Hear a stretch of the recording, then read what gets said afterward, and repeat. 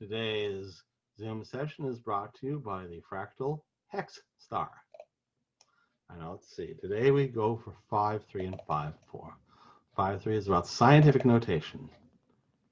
There we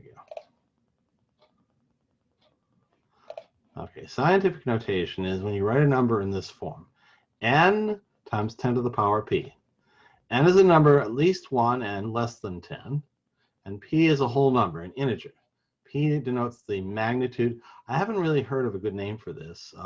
When we do in the logarithms, it's called the mantissa, so I'll call it that. But I'm not sure that's exactly the right name for it. Anyhow, so here are some examples. Here we start with scientific notation and turn it into standard. Here we go with standard and write it as scientific. 3.2 times 10 to the negative third. Well, this negative 3 means it's a small number in the thousands. So what we do is we take this decimal point and move it over left 1, 2, 3 spaces like this. 1, 2, 3 spaces. Another way to write it is you write a 0 just to the left of the decimal and then write 2 more. So 3 zeros for 10 to the negative third.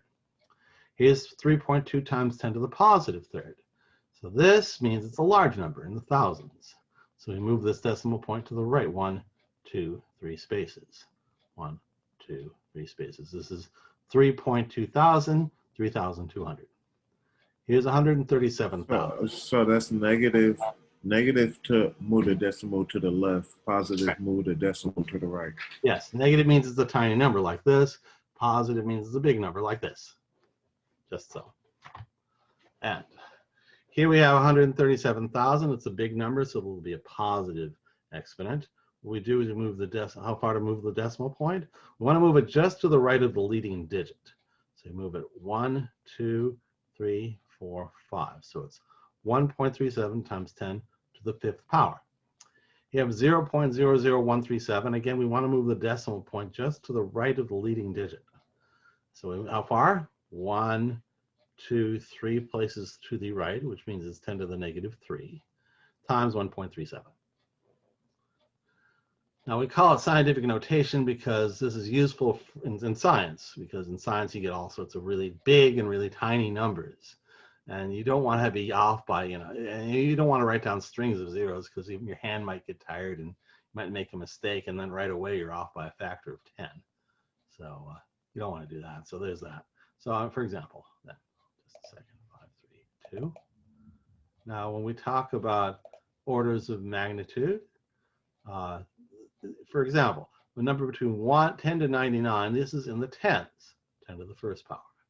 Between 100 to 999, that's in the hundreds, 10 to the second power. Between 1,000 and 9,999, that's in the thousands, 10 to the third power. Now, usually they skip to millions. A million to 9.999999 million, that's 10 to the sixth power. 1 followed by 3 9 zeros, or 9 followed by 9 nines. That's in the billions, 10 to the ninth. Oops, I forgot to write 10 to the 5, 3, 2. 10 to the 12. These are in the trillions. There is, however, there are a couple of orders of magnitude which I think have been neglected, and I've turned out that there exist terms that are sort of gone by the wayside, and I like to revive them. Here's something in the tens of thousands: 10,000 and 99,999. That's times 10 to the fourth. That's a 10 thousands or 100 hundreds, and has an old name, myriads. And you've probably heard of, so there are myriads of this and that. Well, that's what it means, 10 to the fourth power. Or 100,000 and 999,999, that's 10 to the fifth power. That's hundreds of thousands, also known as multitudes. Now, I think these are useful quantities, and I think they should be used more often. A whiles back, oh my God, I guess decades back by now, how time passes.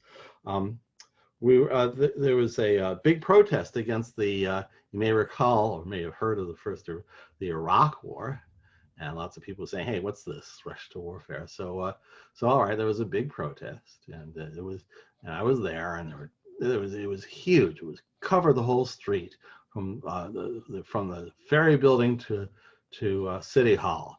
I think that every so often people should just march down the middle of the big streets of town just to prove that they own it and not the cards. And it just feels good to be walking down the double yellow line in the middle. Anyhow, so, and it was just an enormous thing. And it's clearly in the hundreds of thousands, but I gotta say, the next day, the San Francisco Chronicle wrote on page A15, mind you, quote, thousands march. Thousands? Well, that's off by a factor of 10 to 100. Ugh. Myriads march, multitudes march. I mean, that at least would be alliterative, but I digress. So these are orders of magnitude. They refer to the 10 to the p in n times 10 to the p.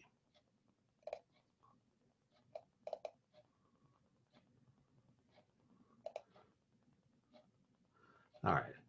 It's good for writing very small or very large numbers. So here, 0.00000000203. How many is that? 1, 2, 3, 4, 5, 6, 7, 8, 9. That's 2.03 times 10 to the negative 9th. 2.03 parts in a billion.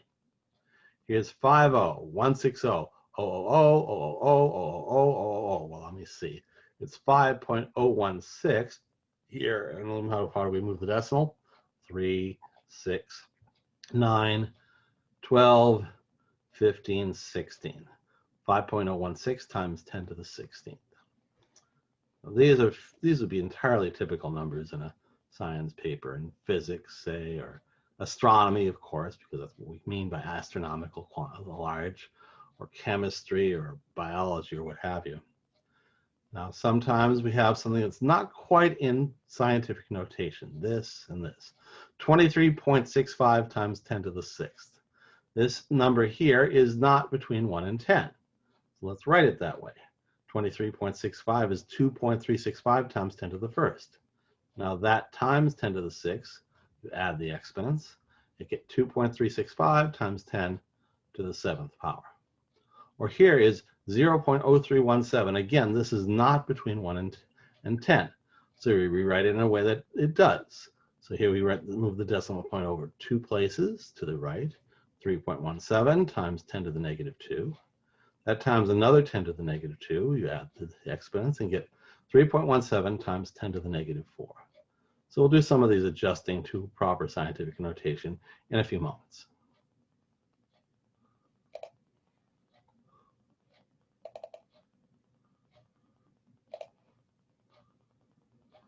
All right.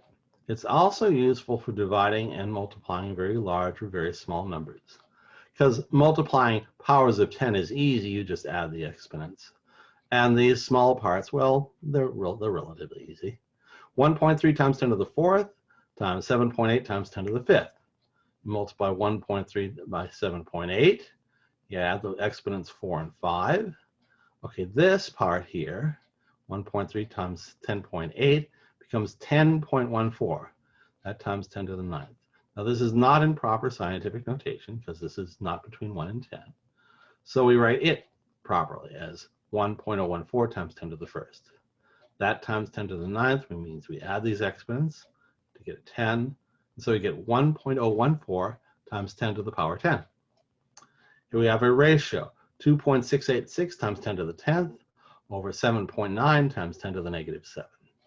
Okay, if we divide these, I guess we'll call them mantisses, 2.686 over 7.9.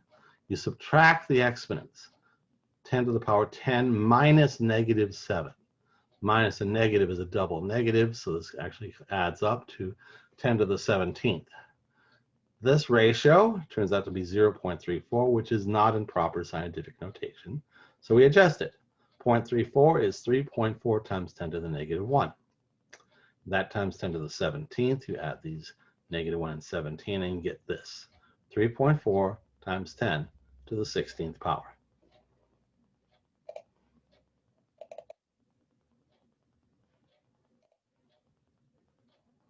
All right, so we have a bunch of examples. So here we're converting 4 and f, here from scientific notation to standard, here from standard notation to scientific. So 1.12 times 10 to the 5th, we move this decimal point over 1, 2, 3, 4, 5 places. 812,000.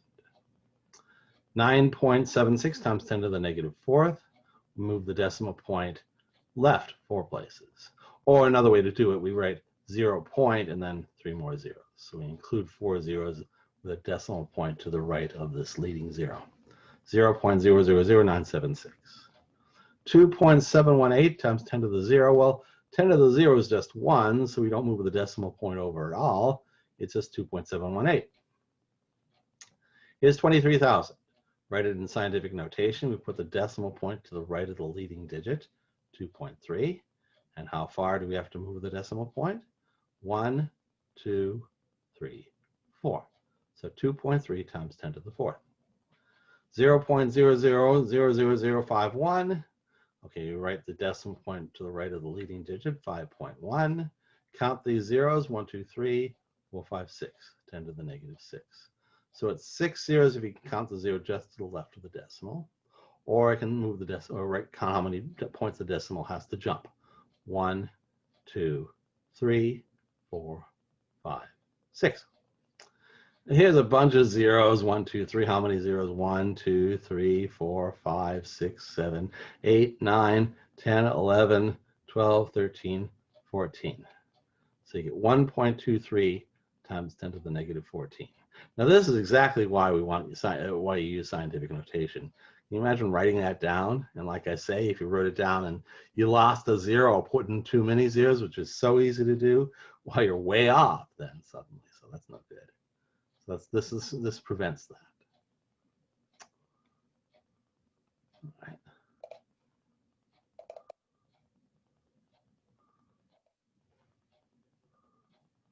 All right. Here we do some multiplying and dividing. 3.4 times 10 to the second times 2.1 times 10 to the third. So you have 3.4 times 2.1, you multiply. 10 to the second times 10 to the third. Okay, these two multiply out to 7.14, and we don't have to do any adjusting.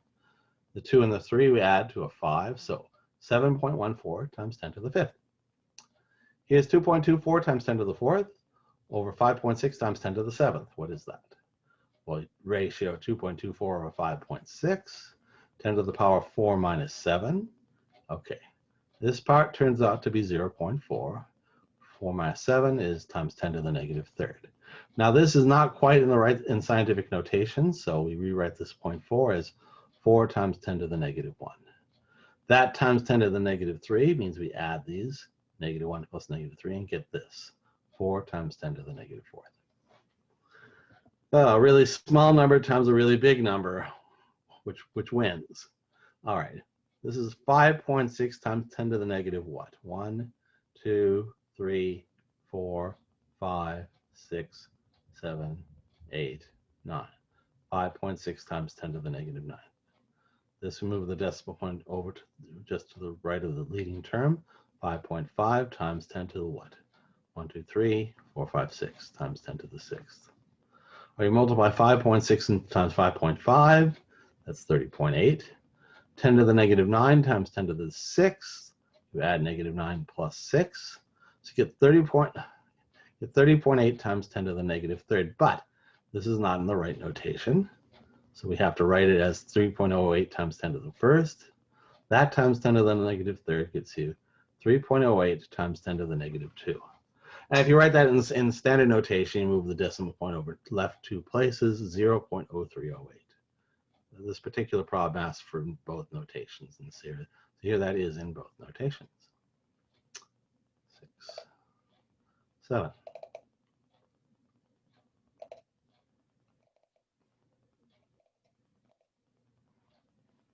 All right.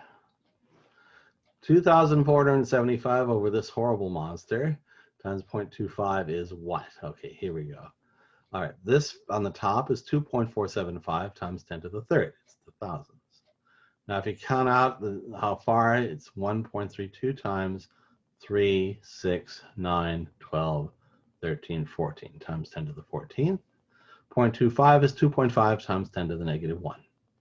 Now, all right, you take the multiply and divide out 2.475 over 1.32 times 2.5, like here. Then we have in the denominator 10 to the 14th times 10 to the negative 1. That's 10 to the 14 minus 1, which is 10 to the 13th. This, after a bit of churning, is 0.75. 0.75 times 10 to the third over 10 to the 13th. Okay. We'll rewrite this 0.75 as 7.5 times 10 to the negative 1. We have a 10 to the third here. Divide by 10 to the 13, that's 10 to the negative 13. Now, you add these exponents. Negative 1 plus 3 minus 13 gets you a negative 11.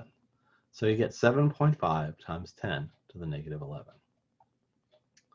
Here's what I mean about astronomically large numbers. How big is a light year? A light year is how fast it takes light to travel in a year. How far light travels in 1 year. And it's a big distance, 5.87 times 10 to the 12th miles. 5.87 trillion miles. That's 5.87 million. Thousand. It's big. The universe is big because of the nearest star is 4 light years away, and it goes out to millions of light years and billions and so on. So it's ridiculous how large the universe is. So that's how that is. Now, a mile is 5,280 feet. So 1 light year is how many feet? Well, here we go. Well, 1 mile is 5,280 feet. So it's 5.87 times 10 to the 12 times 5,280 feet. All right, that is 5.280 times 10 to the third feet. I know 5.87 times 5.28 is 30.9936. Here we add the 12 and the 3 and get 15th power. Here we rewrite this 30.9936 as 3.09936 times 10 to the first. Add the 1 and the 15 and get a 16. And so 3.09936 times 10 to the 16th feet. That's a lot, for 1 light year. All right. Let's see for that. All right. That's it for section 5.3. I should stop the robot.